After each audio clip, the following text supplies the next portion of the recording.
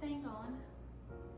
Hi everyone, welcome to Prepared Not Waiting. My name is Kayla. I'm your host for our new TikTok series.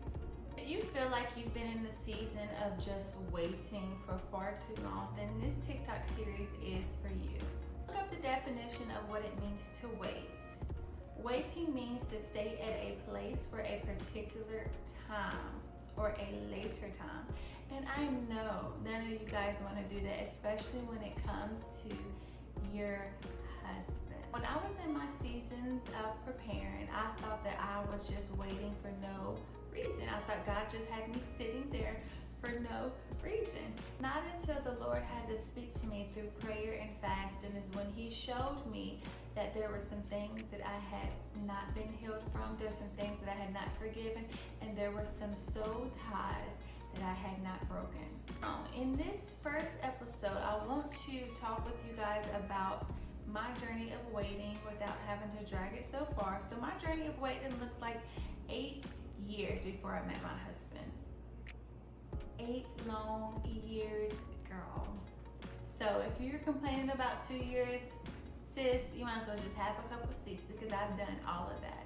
In those seasons of preparing for my husband, what I learned that I had to do was to date myself. And when I say date yourself, you have to find new hobbies, you have to find things that interest you, and you have to rebrand yourself entirely in that season of getting to know yourself. One of the other things that I had to learn and build on was building a relationship with God. How can you want a relationship with a husband or with anyone without first building and establishing a relationship with God? God comes first, because when you think about a marriage that has God in it, God is the center of you and your spouse. He's not at the end, He's the center. So you want to first get to know Jesus, get to know your Lord and Savior, and then the Lord will invite your husband in. Third thing that I learned during that same period is you had to cut everything off that you were familiar with. Everyone off that you were familiar with.